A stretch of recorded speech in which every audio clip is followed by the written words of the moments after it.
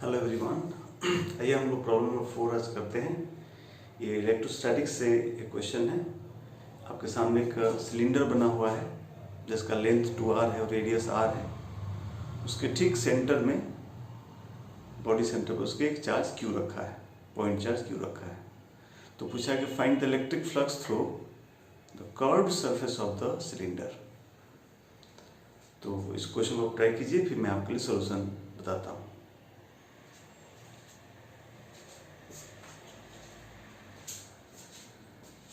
Okay, तो उम्मीद करते हैं आपने सॉल्व किया होगा क्वेश्चन को फ्लक्स निकालने का। मैं आपके इसका सॉल्यूशन बताता हूँ।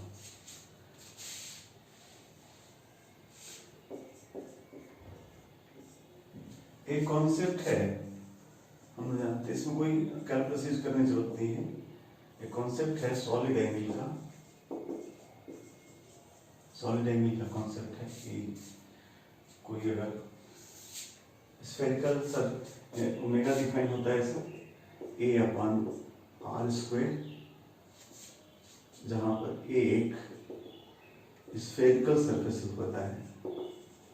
स्फेरिकल सरफेस लिया जाता है, सरफेस एरिया है, स्फेरिकल सरफेस एरिया है।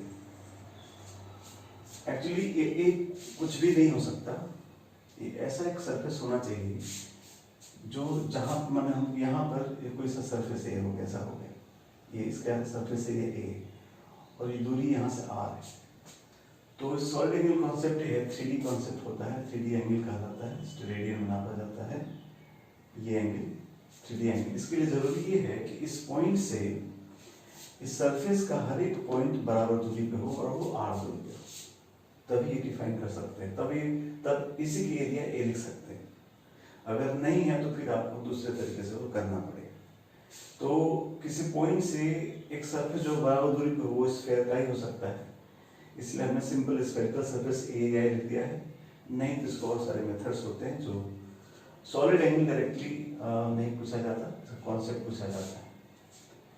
तो इसमें एक और आपको जानकारी देना है कि अगर जैसे हमने एक सर्किल लिया है और यहाँ से यहाँ पर ये ऐसा कोण हुआ, ऐसा कोण हुआ, इसका इससे हाफ एंगल मान लीजिए थीटा अगर है, तो ये जो आपको ये सर्किल है, चाहे डिस्क कर लीजिए, चाहे जो कर लीजिए, ये जो एरिया है यहाँ पर कितना सॉलिड एंगल बनाएगा, इसलिए आप a/r² आप नहीं लिख सकते ये फॉर्मूला, बिकॉज ये स्फीयर नहीं है।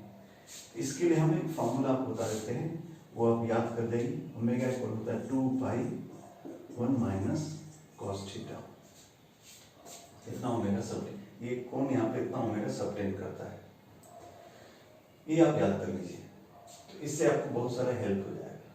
इसी पे हेल्प लेके हम लोग ये क्वेश्चन कर सकते हैं। जैसे ये आप जो देख रहे हैं रिंग, ये 2r है तो ये दूरी r हुआ, और ये रेडियस भी इसका r है, ये भी रेडियस r है। तो ये जो एंगल हो यहाँ पर, ये हो गया आपका कितना 45 डिग्री। ये वाला केस हो गया यहाँ पर, ये 45 डिग्री हो गया। तो इसका सॉलिड एंगल निकल जाएगा।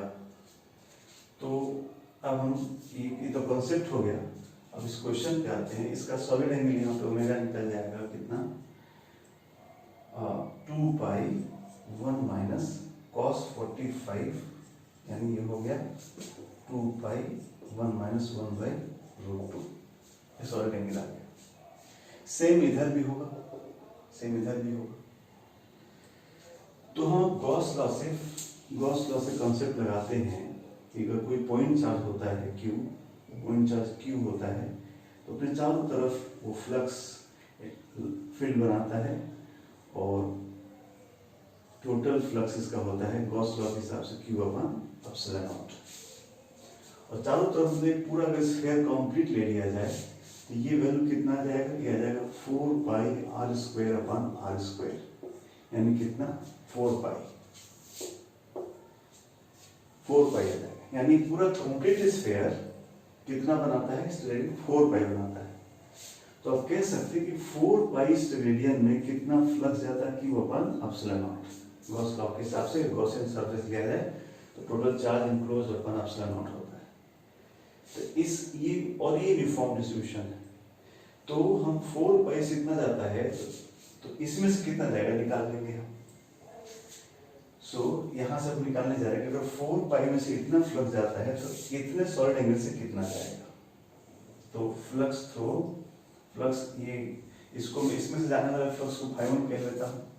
तो φ1 मेरा हो जाएगा पर यूनिट स्टेरिंग कितना हो जाएगा Q upon 4 pi epsilon not into ये वाला 2 पाई 1/√2। ये हो जाएगा sir Q upon 2 epsilon not Q upon 2 epsilon not 1 minus 1/√2। ये इधर से फ्लक्स गया और इधर से भी तो नहीं जाएगा, और पूरे सिलेंडर से कितना जाएगा ये हम गॉस लॉ से लिख सकते हैं। इस क्वेश्चन को मिटा लेता हूं मैं। पूरे सिलेंडर से होके कितना फ्लक्स जाएगा, गॉस लॉ कहता है कि इधर से φ1 गया तो इधर से भी φ1 ही जाएगा, और पूरे जो कर्व सरफेस को φ2 कह लूं तो 2φ1 प्लस φ2 इक्वल टू कितना Q upon epsilon not. Gauss law के हिसाब से अगर गॉसियन सरफेस मान लें, ये कर्व सरफेस ये दोनों लीड बंद कर दें तो क्लोज सरफेस हो गया, तो पूरे सिलेंडर से होकर फ्लक्स कितना जाएगा Q अपॉन एप्सिलॉन 0, और φ1 की वैल्यू आ गई, यहाँ से हम φ2 जो कर्व सरफेस था निकाल सकते हैं। इसलिए हमारा आंसर हो गया φ2 equal to Q upon epsilon 0 minus 2φ1 that is Q upon epsilon not minus twice of this, इसका डबल हो जाएगा Q upon epsilon not 1 minus 1/√2।